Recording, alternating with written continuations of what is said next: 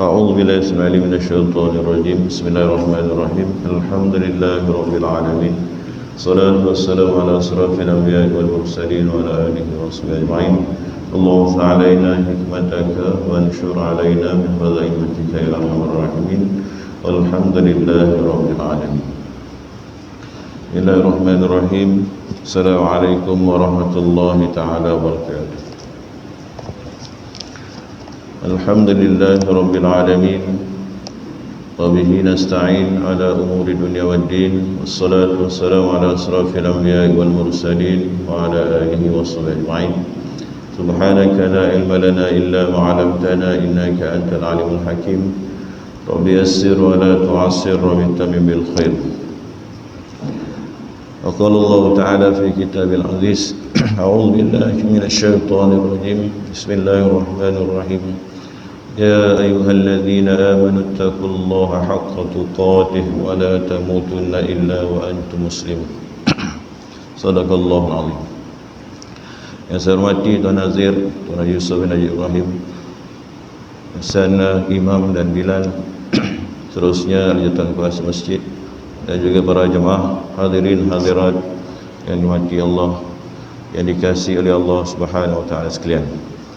Pertama-tamanya dan selamanya kita panjatkan kesyukuran kita kepada Allah Subhanahu wa taala kerana dengan izinnya maka dapatlah kita sama pada pagi ini dalam meneruskan pengajian ilmu kita yang mana ikut jadualnya ialah Ustaz Zulhairi, namun ada keuzuran untuk pagi ini, jadi saya ambil untuk menampung kekosongan ini dengan buku kitab yang telah kita sama-sama belajar sebelum ini, dan hampir 2 tahun lah buku bimbingan mukminin ataupun Mau'izatul Mukminin yang kita buat waktu kuliah maghrib. Kita nak sambung sikit, iaitu berkenaan bab nahi mungkar, mencegah kemungkaran, mencegah kemungkaran. Sambung ni buku ni kalau ikutkan yang buku Ruminya tebal. Ini saya ambil buku yang Jawi ni dekat nipis sikit, tapi nipis ke dan tebal ni yang penting ialah bagaimana kita nak mengaji, bagaimana kita nak tahu isi kandungannya yang dikongsikan oleh Imam Ghazali dalam membimbing kita dalam kehidupan seharian. Jadi kita akan menghadapi satu-satu ketika keadaan yang mana kita perlukan rujukan. Inilah rupanya bimbingan mukmin atau Mau'izatul Mukminin dalam bahasa Arabnya. Melayu punya bahasa ialah bahasa Melayu bimbingan mukmin. Jadi insya-Allah pagi ini saya akan sambung, iaitu darjat cara-cara kita nak mencegah kemungkaran. Bismillahirrahmanirrahim. Darjat membuat atau mencegah kemungkaran. Darjat yang pertama iaitu memberikan peringatan. Apa maksud Imam Ghazali dalam memberikan peringatan ni? Yakni mengingatkan orang yang mengingkari pelakunya ini bahawa apa yang dilakukan ini suatu yang mungkar dan dilarang oleh agama. Cara nak beri peringatan tu terpulang, tapi cara peringatan yang pertama ni tidaklah perlu kita buat secara kasar. Jangan buat secara kasar, sebab dalam amalan yang ditunjukkan ini kita ambil kaedah yang nak ditunjukkan mengikut hadis Nabi, man ra'a minkum munkaran falyughayyiru bi yadihi wa illam yastati' fa bi lisani. Yang Nabi nak tunjukkan ataupun dalam kupasan kitab ni lebih kepada bagaimana nak mencegah kemungkaran dengan lisan, tapi caranya yang elok, cara yang betul macam mana. Hendaklah dimaklumkan kepada orang yang melakukan kesalahan ini kemungkaran yang dilakukan, yang perkara tersebut dilarang oleh agama. Sebab mungkin sekali orang yang melakukan itu tiada pengetahuan. Mungkin dia tak tahu, mungkin dia tak tahu. Contohnya, satu ketika Nabi selesai solat, datanglah seorang musafir untuk solat. Habis salam, Nabi bagi isyarat, bangun, sembahyang balik. Nabi kata, sallu, sembahyang balik, sembahyang semula. Habis salam, Nabi bagi arahan solat balik. Nabi tak marah. Tapi Nabi bagi peringatan solat sebagai semula. Kali ketiga dia bagi salam juga Nabi tegur untuk solat semula. Ini berkenaan semayang yang dilakukan ni semayang fardu. Semayang sunat ni tak apalah, mungkin dalam keadaan ada yang dia tidak, apa nama istilahnya, tidak seberat macam kita laksanakan solat fardu ni. Sebenarnya Nabi nak tegur sahabat yang melaksanakan solat ni ialah tomak ninahnya. Tomak ninahnya ketika solat itu dia lakukan secara pantas, secara cepat. Jadi bila tak ada tomak ninah dalam rukun, maknanya solat tersebut dia kira tidak sah. Selepas 3 kali tu baru sahabat tu jumpa dengan Nabi. Kenapa masih ulang kena ulang? Betulkan tomak ninah kamu. Itu saja. Jadi insya-Allah yang dilakukan oleh Nabi ni sebenarnya antara tunjuk ajar kepada kita bagaimana kita nak mencegah membetulkan sesuatu tu. Kadang-kadang kita kena ada keberanian lah, ataupun kita kena cuba. Sama ada berjaya atau tidak itu cerita lain, tapi kita kena lakukan, kita kena cuba. Yang saya perasan kalau di masjid kita ni banyak, bukan sahaja yang laju. Kalau yang laju tu satulah, mana tomak ninah. Kadang di sudut pakaiannya, ya, bajunya pendek. Mungkin ada yang berani tunjuk je. Kenapa? Belakang nampak. Baju dia singkat, waktu dia rukuk dan sujud nampak belakang. Biasanya kalau pakai seluar jin lah, saya nampak. Kalau pakai kain dengan pakai jubah ni tak ada masalah. Biasanya kalau pakai seluar dengan t-shirt, itu kita kena beri ingat. Kadang orang tu tak tahu, tak perasan. Okey. Dan bila ia diberitahu akan perbuatan itu adalah suatu yang mungkar, mungkin sekali dia akan menjauhinya, mungkin dia akan betulkan. Bila dia tahu, mungkin dia akan betulkan. Okey. Dan dalam keadaan ini, pemberitahuan ini hendaklah mengambil sikap lemah lembut tanpa kekerasan. Kita kadang tengok orang, yang kita nak tegur tu siapa. Kalau budak kecil kita terus marah. Sebenarnya pendekatan peringatan ni kadang-kadang kita terus lompat kepada kaedah yang ketiga. Sebenarnya pertama mesti beri peringatan. Contohnya budak lari dalam masjid, mungkin kita bagi syarat tangan aja. Dia nampak, oh tak boleh main dalam masjid, contoh. Kalau orang dulu betul gitu keadaannya. Yang saya perasan bila angkat tangan tu, anak-anak kecil semua dah takut. Kalau kat masjid ni saya tengok Bilal kita lah, Cik Abdul Hamid, kalau angkat tangan ni budak-budak rasanya dah perasan dah, walaupun dia tak cakap. Ini antara kaedah. Baik. Okay, pemberitahuan itu sendiri sudah tersingkap keburukannya orang itu, dan hatinya pun tersentuh.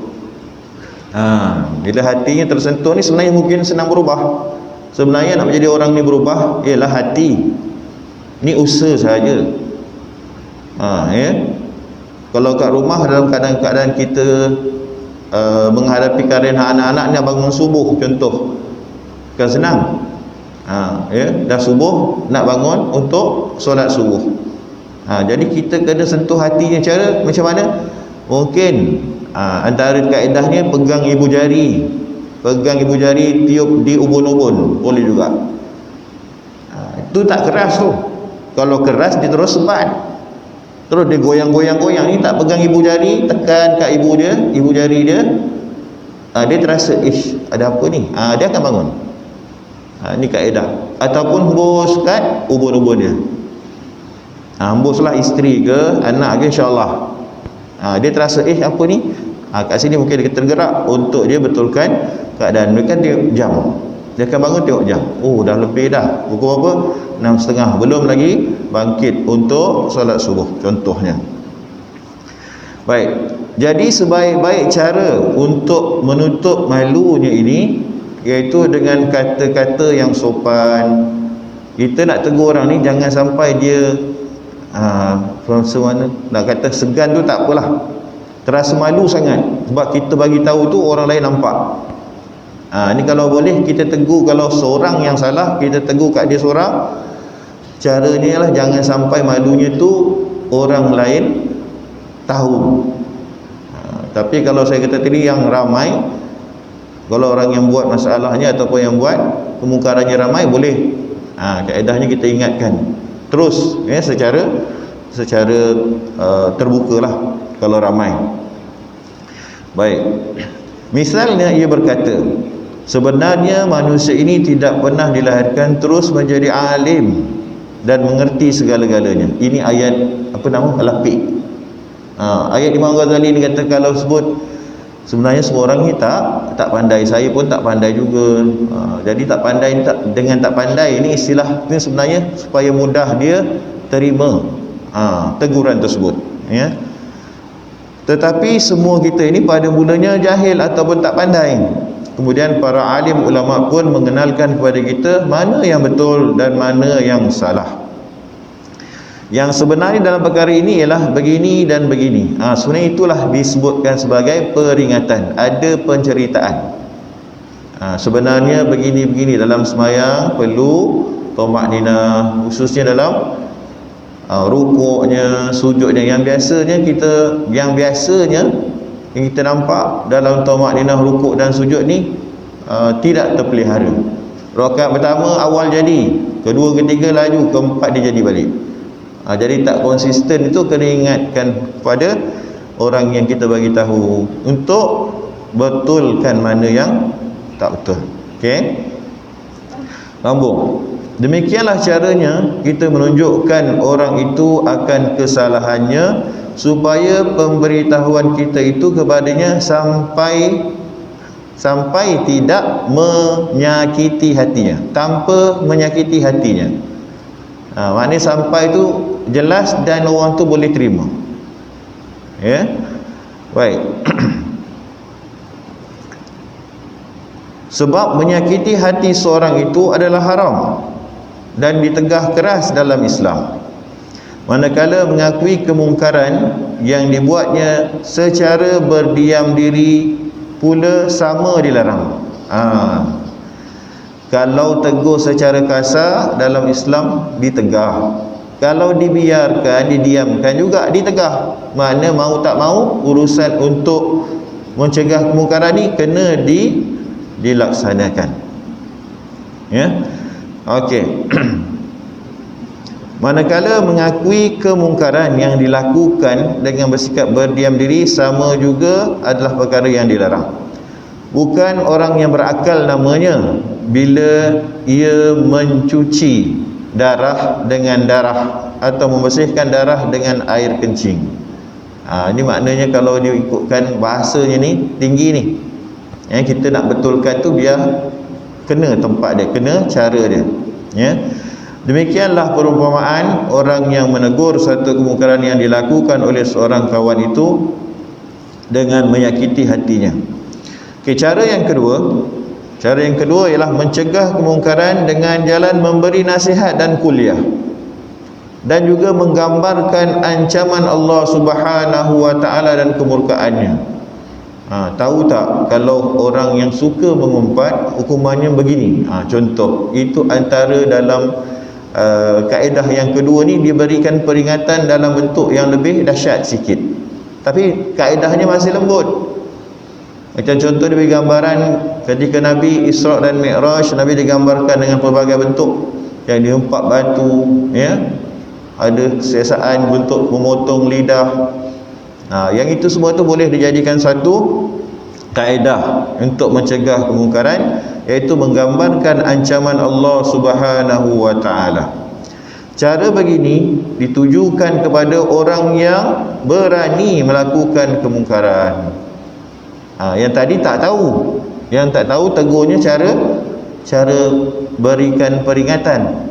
Bagi kumpulan ni yang berani buat maksiat, maknanya dia tahu yang dia buat salah. Dalam keadaan buat salah ini, bagaimana caranya? Ingatkan dia tentang azab ataupun ancaman dari Allah Subhanahu wa taala. Biasanya kalau kita ambil ni peristiwa-peristiwa yang berlaku zaman Nabi-Nabi terdahululah. Berlakunya puting beliung, berlakunya malapetaka, berlakunya kaum Nabi Lut contoh. Allah terbalikkan bumi. Itu antara bentuk-bentuk penceritaan, sama ada dia nak terima ke tak, sebenarnya dia tahu pun, tapi kena ingatkan dalam bentuk ancaman begitu. Ini kaedah jadi kena cubalah pelbagai cara yang terbaik. Padahal ia mengetahui bahawa apa yang dilakukan itu satu kemungkaran yang ditegah oleh Allah Subhanahu wa taala. Jadi kategori kedua ni, orang ni tahu dia buat salah, dia buat maksiat, dia buat dosa, tapi still nak buat, masih nak buat. Jadi begitulah keadaan yang kita kena ingatkan. Dia bagi contoh kat sini. Seperti orang yang selalu minum arak, atau yang sering menginaya manusia, atau orang yang suka mencaci orang lain. Yang ini kena ingatkan ni. Pasal yang disebutkan ni ialah kesalahan yang masih ada sampai sekarang. Orang yang mencaci ada ramai, orang yang minum arak pun masih ramai, apa lagi orang yang menzalimi orang lain juga ramai. Jadi kena ingatkan berterusan, walaupun orangnya berganti, tapi nasihat yang sama ni masih lagi valid untuk kita betulkan keadaan. Orang yang semacam ini perlu diberikan peringatan dan nasihat serta diancam dengan kemurkaan Allah Subhanahu wa taala. Kepadanya harus diingatkan mengenai berita-berita daripada Al-Quran dan hadis tentang ancaman yang dijanjikan terhadap pelaku kemungkaran ini. Ingat kalau kita kata kullu nafsin dha'iqatul maut pun dah sebenarnya memberikan satu kegerunan dah. Tapi kalau orang yang memang tegar untuk buat satu kemungkaran ni, dia kata peduli apa? Jangan jaga tepi kain orang, kubur masing-masing dan sebagainya. Ini kita kena sampaikan saja. Kadang-kadang kita ni nak orang tu berubah terus. Kan kita ni biasa kita punya matlamat, kalau boleh yang kita nak bagi tahu, yang kita nak betulkan jadi terus. Sebenarnya bukan begitu. Dalam mencegah kemungkaran ni ialah kena istiqamah terus, ingatkan, sebab manusia ni bakal lupa. Kita ni pun juga lupa. Mungkin kesilapan kita, kekurangan kita akan diingatkan oleh orang lain. Baik. Perbanyakkanlah nasihat kepadanya tentang cerita-cerita perjalanan salafus salih, cerita zaman-zaman dahululah, dan peribadatan kaum muttaqin. Semuanya ini hendaklah disampaikan dengan cara berlemah lembut, penuh belas kasihan, dan bukan dengan cara kekerasan dan marah-marah. Marah-marah ni masuk dalam apa sebenarnya? Akhlak, tuan-tuan. Rupanya ada 3. Imam Ghazali dia sentuh juga bagaimana orang-orang ni yang terbaik dalam istilah syarat-syarat orang yang nak mencegah kemungkaran ni kena ada tiga kualiti. Yang pertamanya ada ilmu, yang kedua warak, yang ketiga berakhlak. Akhlak ni masuk dalam kaedah marah yang dikawal. Jadi kalau marah yang tidak dikawal ni sebenarnya akhlak yang tidak baik. Tapi kadang kita tahu si ayah ni marah, tetapi marah tu bukan marah saja, marah yang terkawal. Jadi ayah dia kata tak boleh marah, marahlah anak. Cuma marah itu kita bersebab dan dikawal. Bukan marah kemudian tangan pun naik, kaki pun naik, barang pun terbang. Tak kiralah ibu atau ayah. Itu masuk dalam akhlak. Dia kata jangan dengan cara kekerasan dan marah-marah. Tapi biasanya kita ni dah cakap 2 kali, 3 kali, 4 kali, kita dah mula dah. Dia punya apa? Dia punya temperature-nya dah naik dah. Yang ini yang kita kena belajar sama-sama. Bagaimana nak ingatkan diri kita supaya marah ini bukan cara yang terbaik untuk betulkan keadaan. Semua orang layak, semua orang ada rasa marah memang. Isteri marah dengan suami, suami marah dengan isteri, anak marah dengan ibu, ibu marah dengan anak, semua ada perasaan marah. Tapi antara sifat mahmudah ialah menahan dirinya ketika marah. Menahan, nak marah ni tahan. Jadi fikir balik, bukan tak boleh marah, tapi tengok keadaannya. Yang kedua, kita kawal kemarahan. Juga hendaklah orang itu memandang terhadap orang orang yang salah itu dengan pandangan kasih dan sayang. Rupanya kena ada perasaan itu. Kita sesama jamaah ada perasaan kasih dan sayang. Kita dengan anak beranak ada perasaan kasih dan sayang. Rupanya kat situlah sebenarnya pengukuh untuk kehidupan kita dalam satu keluarga yang besar.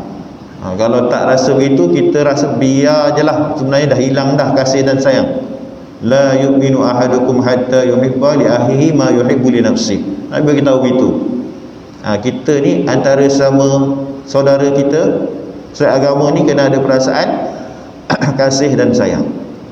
Barulah itu ada tanda-tanda kita ni ada iman.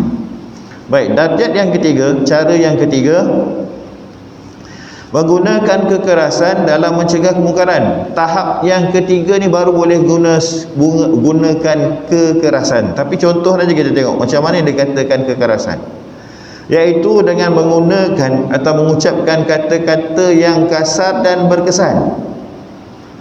Kalau kata-kata kasar dan berkesan ni jangan jadi bebel, jangan dipanjangkan. Cuma kalau kasar ni istilahnya solat contoh. Jadi perkataan kita nak ajak solat, asalnya panggilnya jom solat, mari solat. Kemudian kita marahkan sikit ataupun keraskan sikit suara dengan menggunakan kaedah yang sama. Cuma kita gunakan apa istilah ni, kata-kata yang berkesan. Kalau dalam situasi yang kadang-kadang kita ni spontan ni jadi, kadang-kadang tak jadi. Sebab kalau yang tak jadi ni biasanya kita bawa dengan bebelan yang panjang. Membebel tu orang tak suka. Contohnya bab kalau kat rumah lah, dalam keadaan rumah dapurnya tak singkinya tak bersih. Jadi kalau kita ingatkan pada anak kita untuk bersihkan tu, caranya macam mana supaya bergerak sama. Jadi kena sesuai lah. Mula kita bagi tahu perlahan, ini dah pukul berapa dah ni, masih sama, pukul tambah sejam sama, jam yang ketiga kita naikkan suara, buat sekarang. Contoh baik.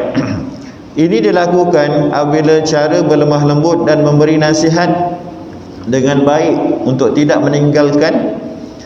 meninggalkan perkara yang mungkar ini tidak memberikan faedah yang berkesan, tidak memberikan kesan. Jadi kena istilah ni kasar ni saya kata tak sesuai, tegas lah. Kena tegas, malah pelakunya pula ni menunjukkan sikap menentang dan tidak peduli. Yang ini kena keras sikit. Sikap orang yang kita nak tegur ni menunjukkan menentang dan tidak peduli, dan seterusnya mengejek-ngejek terhadap nasihat dan petunjuk yang diberikan kepadanya. Misalnya ialah seperti yang berlaku kepada Nabi Ibrahim sebagaimana diceritakan dalam Quran. Contoh Nabi Ibrahim ni, kaumnya yang masih hendak menyembah berhala. Apa disebut dalam Quran? A'udzubillahi minasyaitonirrajim. Uffil lakum wa lima ta'buduna min dunillah afala ta'qilun. Apa ayat daripada surah Al-Anbiya ayat 67 ni kata apa?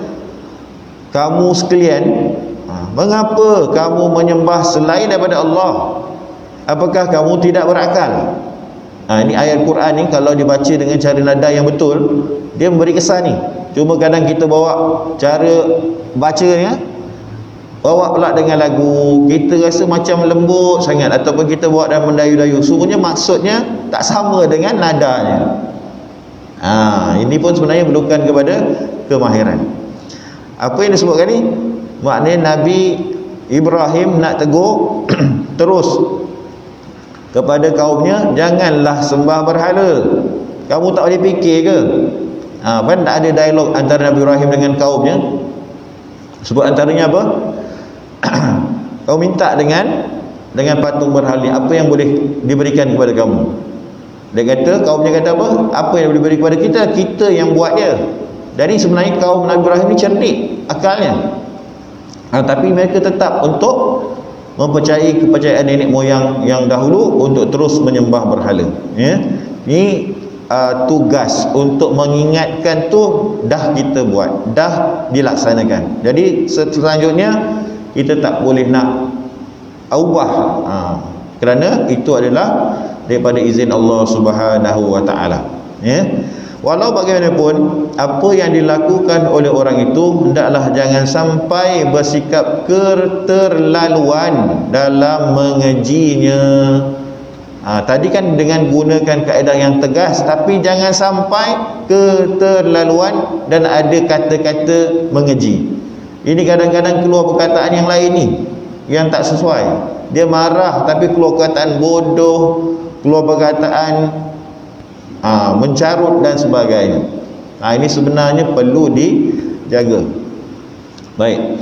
Dalam tingkatan cara yang tegas ini ada dua cara. Ada dua kaedah lagi. Kita sampai tiga, rupanya yang ketiga ni ada dua pendekatan. Apa yang disebutkan oleh Imam Ghazali, pertama dia kata jangan sampai ia tergesa-gesa.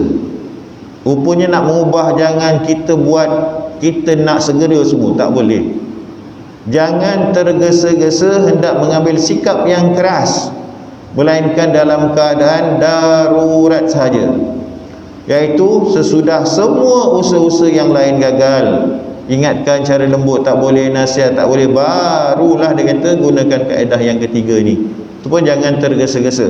Dan sikap berlemah lembut waktu itu tidak lagi berguna. Tidak lagi berguna maknanya dah cuba dah.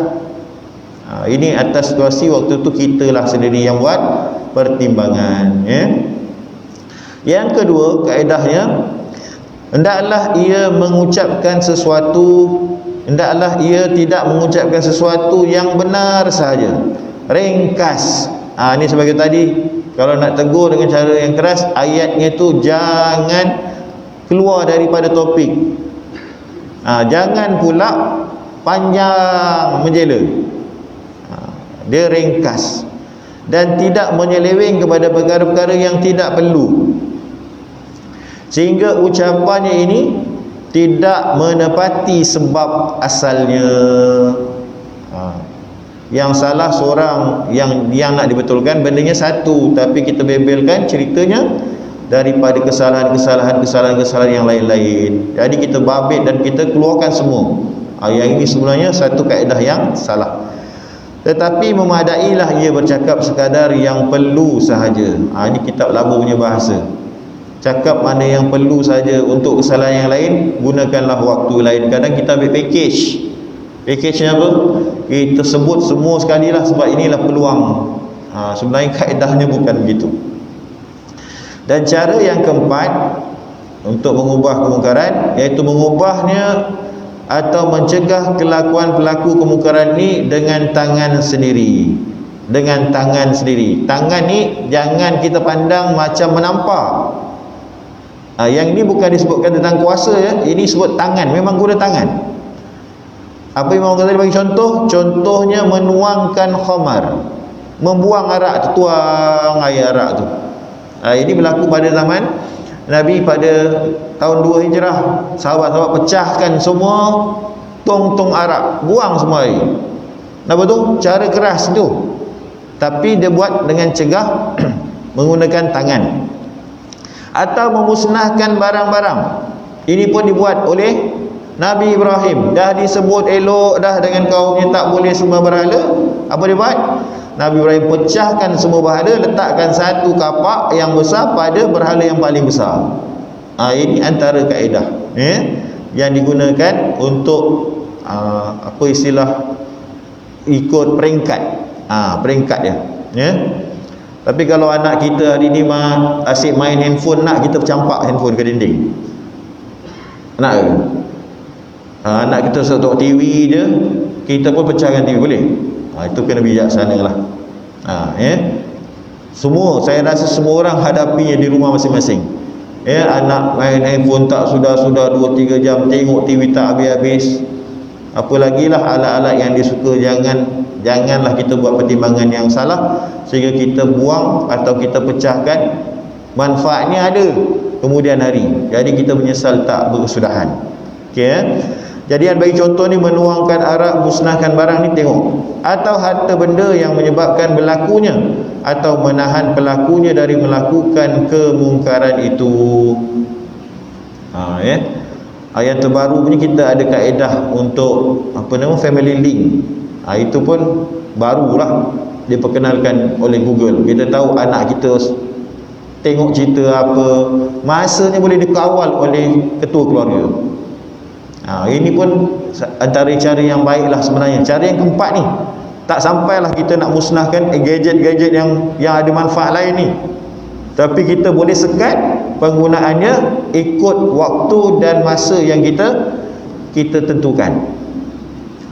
Contohnya 2 jam je untuk dia gunakan bagi tujuan rehat lah.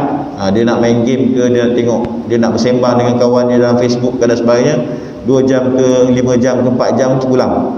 Ikut keluarga masing-masing. Selepas waktu itu automatic line putus, kena blok. Ini pun saya pun dapat makluman ni daripada rakan-rakan lah yang ingatkan, ada rupanya kaedah yang lebih baik. Jangan sampai kita mengamuk, kita marah, benda-benda yang tak sepatutnya kita musnahkan, kita ambil tindakan mudah, pecahkan, rosakkan. Kemudian nak beli yang baru bukan harganya murah. Ini kita buat satu kesilapan lah. Dan ia menimbulkan rasa marah yang lebih panjang, menimbulkan permusuhan pula antara anak dengan ayah. Kenapa? Kita buat benda yang tersilap, salah. Dalam hal ini tidak dibenarkan kepada rakyat umum, melainkan hanya menahan daripada pelakunya sahaja. Yang ini kata tiada dibenarkan kepada rakyat umum. Maknanya kalau secara ramai, janganlah dibuat buat apa, kemusnahan yang lebih besar. Ni kalau pelakunya 1-2 ni, kita buat untuk dia je lah, supaya dia nampak benda tu boleh dibetulkan. Tapi kalau yang ramai, kena guna kuasa, bukan guna tangan. Kuasa maksudnya ialah biadih ni dalam hadis tu ialah kuasa pemerintah. Kalau yang melibatkan kemungkarannya yang lebih besar, kalau ini dia ambil contoh yang mudah-mudah lah. Baik, adapun menuangkan arak atau memusnahkan harta benda ini, maka kewajipan itu terletak atas pundak penguasa negara.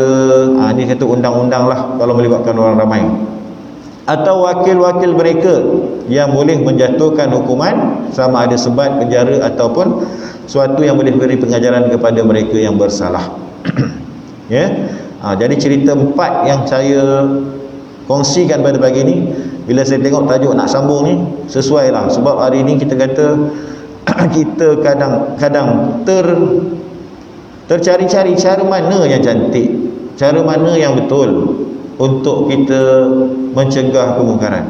Jadi sebenarnya Imam Ghazali dah nampak dah panduan tu, dalam Quran pun dah ada, dalam hadis pun dah ada. Cuma kadang-kadang kita ni terlepas pandang dan kita ambil tindakan yang tersilap. Ini peringkat-peringkat yang kita ditunjukkan tadi itu sebenarnya antara cara yang boleh menjadikan suatu kemungkaran itu mungkinlah dibetulkan secara peringkat-peringkat. Bukan kita nak tiba-tiba dengan sekali buat jadi capai matlamat. Sebenarnya bukan begitu. Baik. Adab-adab, ni sambungan cerita ni ringkas untuk sambungan sikit lagi sebelum waktu syuruk ni. Adab-adab orang yang menjalankan tugas, orang yang nak mencegah kemungkaran ni ada adabnya. Orang-orang yang menjalankan tugas menyuruh berbuat baik dan melarang daripada buat kejahatan ini, ada 3 tata cara atau adab yang tidak boleh tidak, ia mestilah ada sifat ini. Yang pertama, berilmu. Yang kedua, warak. Yang ketiga, berbudi pekerti yang baik. Maknanya semua orang kena cari ilmu, semua orang kena ada ilmu. Jadi yang kita duduk ni sebenarnya belajar cari ilmu lah ni. Dalam majlis ilmu, dalam masjid, kita dapat ilmu bagaimana kita nak buat cara yang betul. Kemudian nanti kita tengok apa maksud yang kedua, warak dan budi pekerti yang baik. Berilmu iaitu patutlah ia mengetahui letak duduknya perkara yang hendak disuruh atau dilarang. Maksud orang berilmu ni, dia tahu mana yang betul, mana yang salah. tempat letak duduknya ni dalam istilah lama ni. Fikir betul ke salah ke tindakan tu, dia dah ada pertimbangan. Ni orang ada ilmu. Kalau dia buat saja terus, maknanya dia tak ada pertimbangan ni, dia tak ada ilmu lah. Tu yang sebab akhirnya jadi musnah, akhirnya jadi gaduh, akhirnya jadi masalah bertambah besar, bukan selesai sebab ilmu, ya. Supaya ia tidak keluar dari had dan batasan syariat Islam. Dengan ada ilmu ni supaya hadnya jaga, terpelihara, ya, terpelihara daripada kita melampau, ya. Yang kedua, warak. Warak ialah mencegah seseorang dari melakukan kemungkaran itu sahaja dan jangan ia sekali melampaui batas-batas yang diizinkan oleh syariat dalam tugas itu, disebabkan oleh tujuan-tujuan yang lain. Hendaklah kata-katanya itu masuk akal dan dapat diterima oleh orang itu. Dari istilah warak, kalau kita ambil hari ni, kita sentiasa berhati-hatilah dalam bahasa Melayunya. Warak ni hati-hati, takut kita buat kesilapan, ya. Kalau tidak, tentulah ia menjadi bahan ejekan dalam menjalankan tugas menyuruh atau melarang suatu kemungkaran itu. Jadi fitnah baru pula. Kalau kita tak ada sifat warak, hati-hati ni, dia jadi fitnah pula, ejekan pula, ya. Kelak orang itu akan menunjukkan sikap berani terhadapnya. Orang yang nak ditegur pula tambah berani. Kenapa? Kalau orang yang nak lakukan ataupun mencegah kemungkaran ini tidak ada sifat warak. Jadi warak ni antara satu sifat yang kadang-kadang kita kata tak apalah, tapi sebenarnya warak ni antara sifat-sifat yang elok, ya, sifat yang cantik yang perlu ada lah pada setiap orang, ya. Warak, hati-hatilah. Kalau contoh makan, orang yang warak dia tengok dulu, dia tengok mana yang rasanya kalau ada kesamaran, ada was-was, dia tinggalkan, ya. Ataupun dia buat suatu bersungguh-sungguh, dengan bersungguh, ini orang sifat warak lah, ya. Baik, banyaklah antara yang saya sebutkan tu 2-3 cerita tentang sifat warak. Adapun budi pekerti yang baik ataupun akhlak yang baik ini ialah seberapa boleh biarlah ia bersifat lemah lembut dan belas kasihan. Dalam akhlak ni memang dia tak nak keras langsung. Sifat yang dikata budi pekerti mulia ni, sifat mahmudah ni, Imam Ghazali tekankan kalau boleh ceritanya lemah lembut dan adanya belas kasihan kepada sesiapa pun, anak kecil ke, perempuan ke, lelaki ke, besar ke dan sebagainya, kena ada sifat belas kasihan, ya. Sebab ia merupakan pokok bab ini dan tujuan asalnya. Berilmu dan berwarak sahaja tidak mencukupi, kerana bila kemarahan menguasai diri, tiada memadailah untuk menahannya hanya dengan berilmu dan berwarak semata-mata. Jadi ilmu, warak, akhlak bergabung, ya. Melainkan jika ada tabiat kepada sifat kita, sifat budi pekerti yang baik ini akan menyelinapkan perasaan marah dan tidak sabar. Rupanya dia kait marah dan tidak sabar ni dalam hal mengamalkan budi pekerti yang baik. Dengan terkumpulnya ketiga-tiga sifat pada diri seorang ini, tiga elemen tiga tu, iaitu ilmu, warak dan berakhlak, berbudi pekerti yang baik, maka akan sempurnalah maksud untuk membimbing dan terkiralah ia salah satu cara mendekatkan diri kepada Allah Subhanahu wa taala. Nampak niat dia dah cantik dah. Bukan menegur untuk tujuan lain, sebenarnya untuk membimbing dan untuk mendekatkan diri kepada Allah Subhanahu wa taala. Taqarrub ni dalam urusannya semua kerja jadi taqarrub. Duduk kita dalam majlis ilmu belajar dapat taqarrub. Menegur sesuatu yang salah juga jadi taqarrub ila Allah. Jadi mardatillahnya ada, mencari keridhaan Allah Subhanahu wa taala, ya. Dengan itu sahajalah akan tertolaknya kemungkaran. Kenapa kita minta ujungnya mesti ada mardatillah?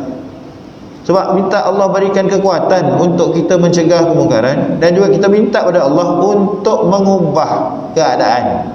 Bukan kita yang berubah, bukan kita yang mengubah. Kita semua balik pada Allah Subhanahu wa taala. Allah beri kekuatan, boleh cakap, boleh ingatkan, boleh bagi tahu. Allah juga berikan perubahan kepada orang yang nak ditegur.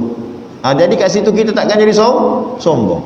Ya, ni cantik. Dia ujung dia mesti ada nilai akhlak yang diberikan oleh Imam Ghazali. Mesti ada nilai, ya.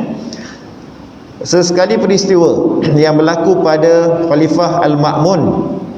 Khalifah Ma'mun ni daripada nasihat seorang, daripada seseorang menasihat pada dirinya, dan orang itu menggunakan ucapan yang kasar dan keras. Khalifah Ma'mun ni, kalau tak silap saya, daripada kerajaan Abbasiyah ni, antara khalifah ni. Ma'mun ni ialah khalifah ataupun pemerintah, ya. Maka berkata Ma'mun kepadanya, wahai manusia, berkatalah lunak. Dia cakap terus balik, walaupun dia dimarah, dinasihat ni, dia nasihat balik apa? Wahai manusia, berkatalah lunak, berkatalah lemah lembut. Sebenarnya Allah telah mengutuskan orang yang lebih mulia dari kamu kepada orang yang lebih hina daripadaku. Maknanya ayat ni cantik sungguh. Dia tak rasa dia ni hebat walaupun dia ni khalifah. Dia kata aku pandang diri aku ni hina. Dan Allah mengutuskan ada orang lebih baik daripada engkau yang nasihatkan aku ni, iaitu Nabi Muhammad sallallahu alaihi wasallam. Nabi caranya lembut untuk betulkan orang yang lebih jahat dari aku. Ya, dari engkau yang kaedah yang kau guna ni, ditegur oleh imam daripada Khalifah Al-Ma'mun ni, supaya gunakanlah cara yang sesuai. Dalam menggalakkan hakikat lemah lembut dan lunak ini, Allah Subhanahu wa taala telah memberikan peringatan dalam surah Thaha ayat 44. Ini penutup dia, ya. A'udzubillahi minasyaitonirrajim. Faqula lahu qawlan layyinan la'allahu yatadhakkaru aw yakhsha. Penutupnya. Apa maksudnya? Maka katalah wahai Musa, wahai Harun, faqula. Nabi Musa dengan Nabi Harun ni berhadapan dengan orang yang paling samsing dalam dunia, ya, iaitu Firaun. Allah bagi tahu apa? Faqula lahu qawlan layyinan. Orang sekasar Firaun ni pun Allah bagi tahu dengan Musa, bagi tahu dengan Firaun dengan kata-kata yang lemah lembut, semoga ia beroleh ingat atau takut. Yatadzakkaru, dia beri ingat, au yahsya, dia rasa takut. Adakah rasa takut dengan diingat? Sebenarnya dalam hati Firaun tu ada perasaan tu, tapi dia punya keegoan dia, sehinggalah dia saat akhirnya apabila dia masuk ataupun termasuk di kalangan mereka yang tenggelam di Laut Merah tu, barulah sebenarnya dia punya penzahiran tentang penerimaan dia kepada apa yang disampaikan oleh Nabi Musa alaihi salatu wassalam. Tapi cerita waktu itu dah terlambat.